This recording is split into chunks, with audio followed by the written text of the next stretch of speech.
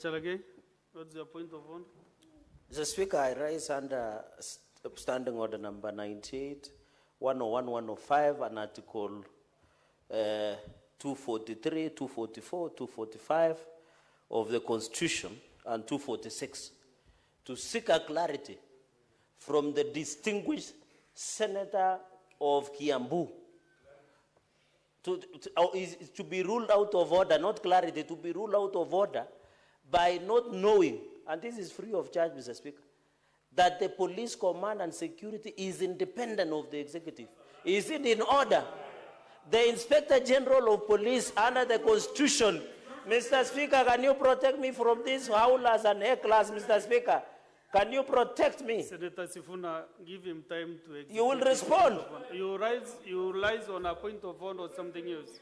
But making noise does not... Making noise does not take away my right, Mr. Speaker. Under the structure and command of Inspector General of Police, is it in order for the distinguished senator, who might only be one time, Mr. Speaker, to say that, Mr. Speaker... You are repeating yourself. No, Mr. Speaker, I just need... Can you rule out of order the distinguished senator of Kiambu, Mr. Speaker, for saying that the executive is controlling Inspector General of Police, yet Inspector General of Police is independent as per the Constitution, Mr. Speaker? Which point of information? Senator, I'm on a point of order. Senator, can you give those clarifications?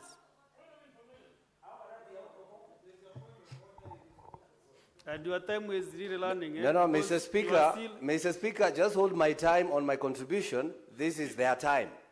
So yeah, because they are the one who have interjected me, and that's why I want to answer them, Mr. Speaker. If they never answered, if they never asked, then I will be contributing. So, Mr. Speaker, I'm being told to substantiate the obvious. Mr. Speaker, today as we speak, the Honorable Koimburi of Juja was taken by DCI.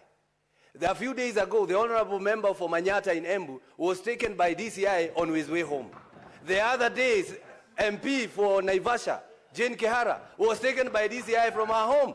These people are trailing us everywhere, Mr. Speaker. And I have some information. They want to plant guns and tear gas canisters in our vehicles so that they can charge us with treason, Mr. Speaker. So that's why we are saying we are just being careful, Mr. Speaker.